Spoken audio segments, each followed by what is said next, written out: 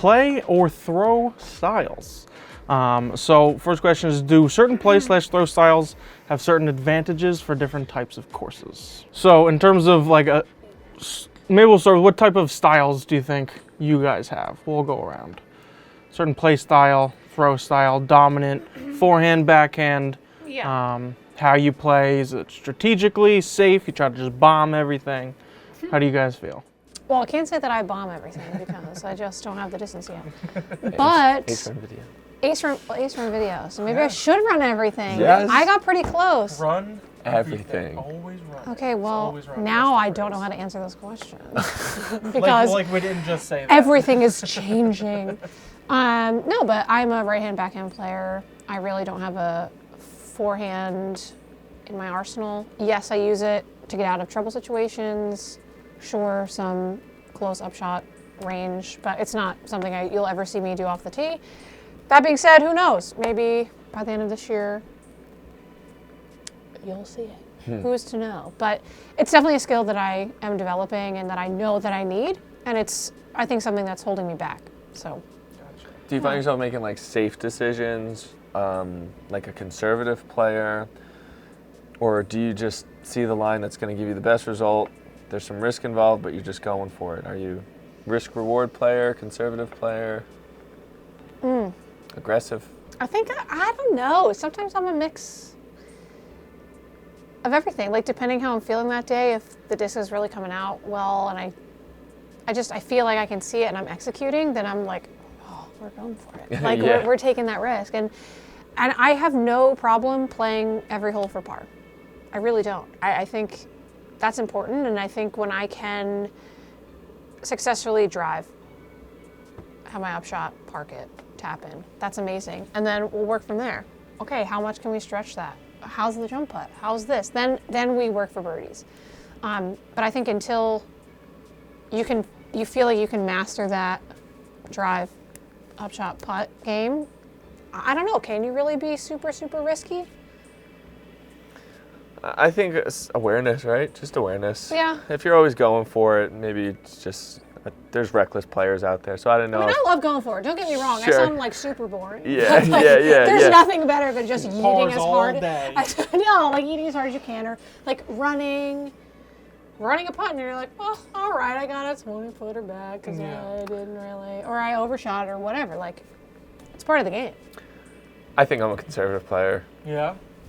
There are moments like where I'm feeling it and the lines feel like I can trust everything that I'm about to attempt here. It's going to work out. Then there's other days where you're just in spots of the course. I find myself to be a very versatile player. I have a lot of shots, overhand shots, roller shots. I have a combination of those shots too, where trying to play overhand shots to purposeful rollers, sky rollers if you want to call them in such a way. I'm always trying to think about that dynamic of what the disc is going to do in flight and in action on the ground too. Even if it's going to be a skip shot around the corner with a forehand, a thumber roller, you know, anything. So very versatile, looking for a new shot, always. I don't work much with my left hand at all. I've tried working in, probably the weirdest thing would be a lefty putt. And I've just never found application where I felt like it would save me strokes or a stroke off of, I don't know how many rounds. Could it be the stroke that matters? That would be insane, maybe. Who's to say? Who's not? Sports Center, the lefty putt. Yeah.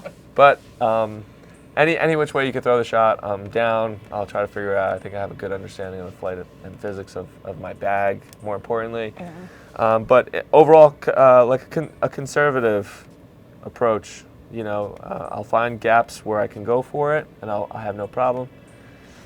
But not like super aggressive at all with even running the basket.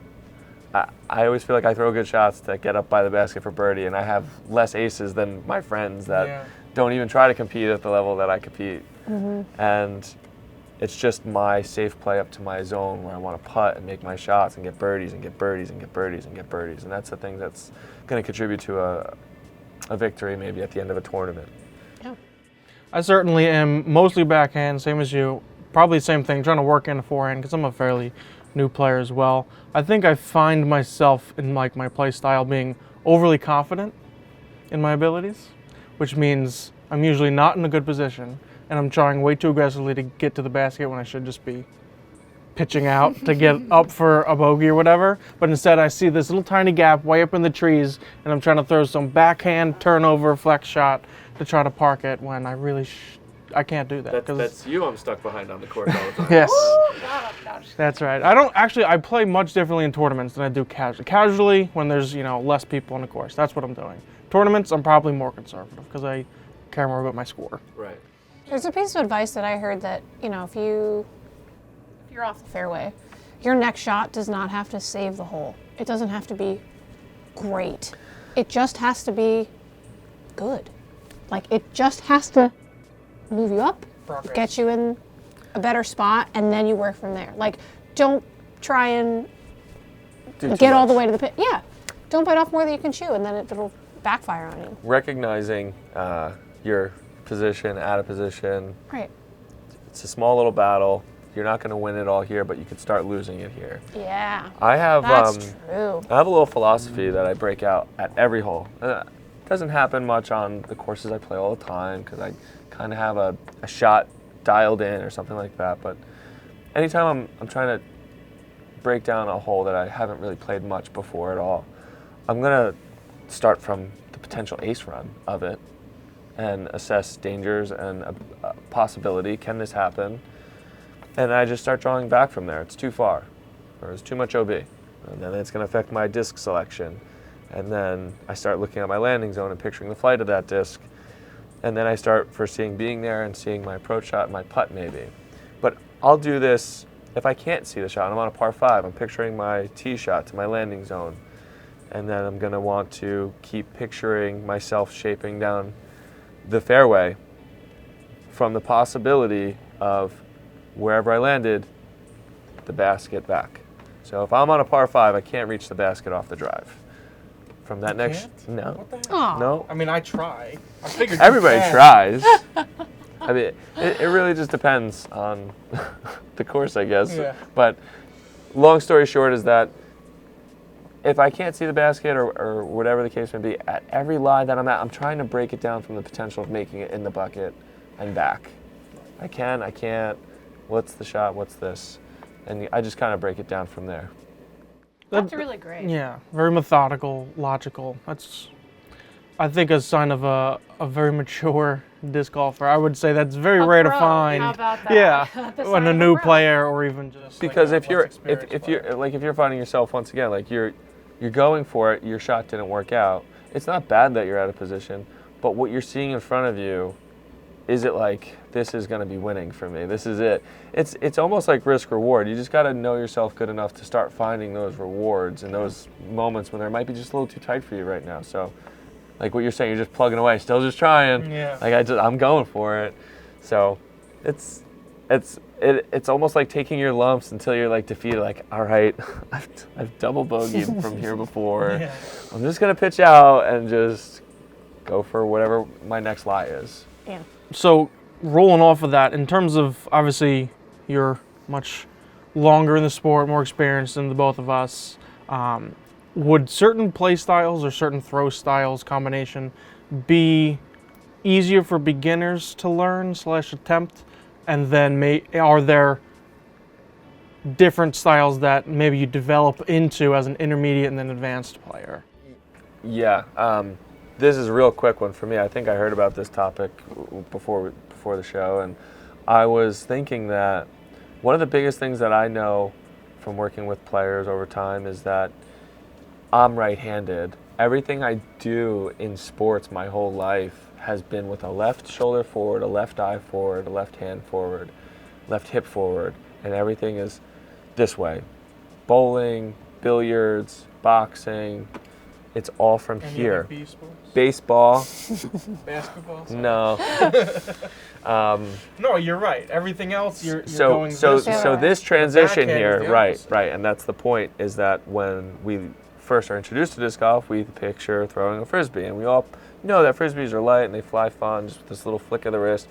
The weight on a disc is so much more, and they need so much more to fly. They are not meant for playing catch. So that's not the style of throw that's going to give you any type of productivity on the course. So the throwing motion of a backhand can be difficult for some players at first because now they're right shoulder forward, right-handed forward, right-hipped forward, right-eyed forward. Their coordination is off like it's never been before in their lives, and they'll struggle with connecting with the motion based off that alone. So there's a hang up there of enjoyment, and people might not continue with the sport, or they'll just struggle for too long. Sometimes just switching to a forehand style, getting everything to change around to a comfortable motion you may have used in your earlier years. If you're someone who's been out of sports for some years, when you were a kid, you played baseball in gym. You remember, everybody had bats. So you can align with those muscle movements and the vision and the depth. Your body's done something like that before, so you can now start to find fun. And that's for some people. Right. That's so interesting because like I played sports my whole life. I played softball for many teams all the way through high school.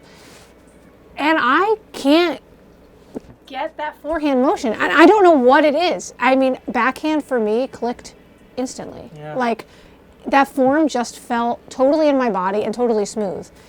And I don't know why, but it's funny that it's like you say, okay, people can gravitate to that style. I don't know. I was the exact opposite in coming in. It's Me too. It's I didn't kind need of it. wild when you think about it. Like how Yes. much I never really considered that when you said everything That- we've done is left shoulder forward, eyes forward, right arm for the right hand players.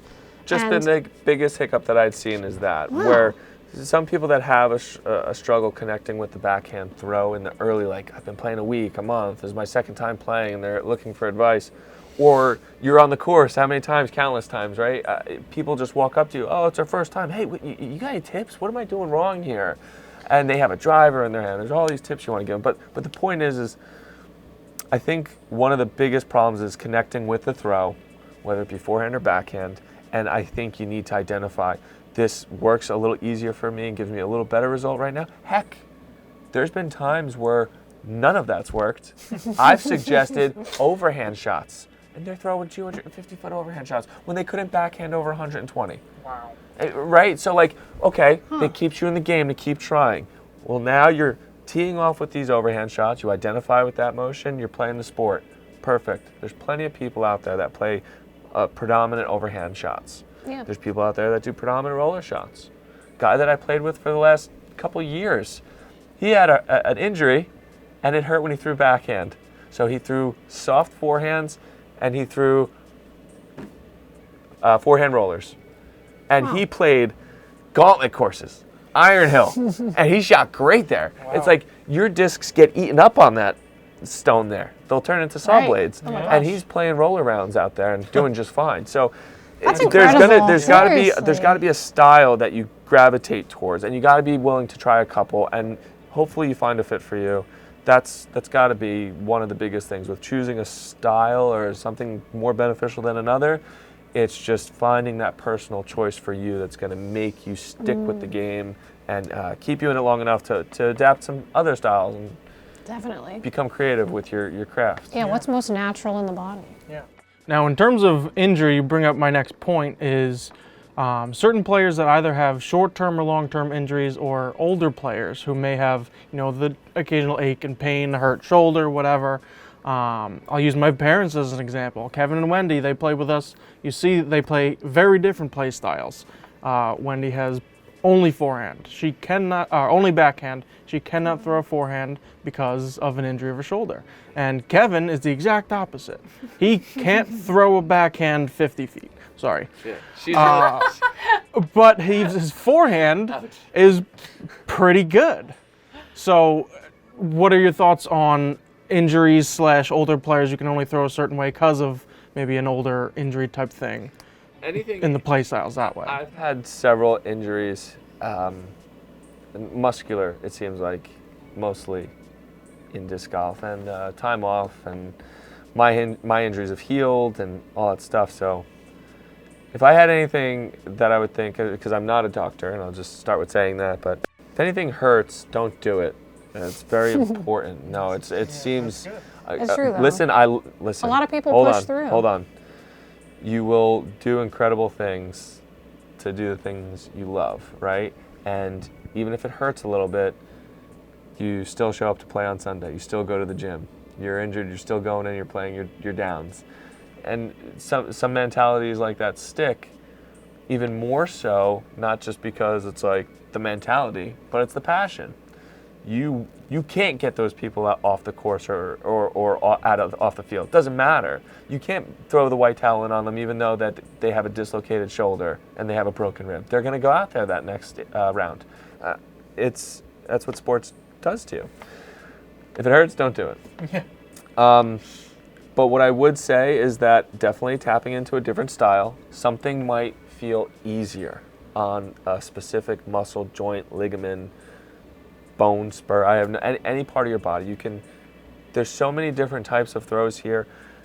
You have to potentially find something that just works a little better for what doesn't hurt. And when you become proficient at it, you'll always push the distance and value of the shot too. Can you do multiple things with it? Can you navigate with it? So injury will, if you love it enough, it'll make you adapt. It'll make you figure out something else. Have you dealt with any injuries, banged fingers, or anything like that makes you play lefty or anything like that? Not lefty. I'll never forget the first time I hit my hand into a tree, full go, Ooh. and I thought I broke the thing because I'd never felt such a pain. I've never broken a bone ever in life. Knock on wood. Seriously, knock it home, okay, for me, because. That's gonna be great for everybody. Sorry, people listening on headphones.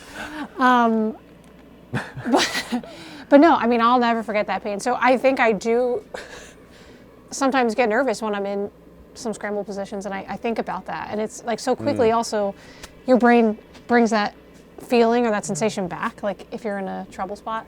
But no, I haven't dealt with an injury. I remember I introduced one of my friends to the game, and he's a big baseball player, and so I said, hey, okay, let's talk about what a forehand is, right? So I was like, okay, the shot is like this, and it'll fit it right hand.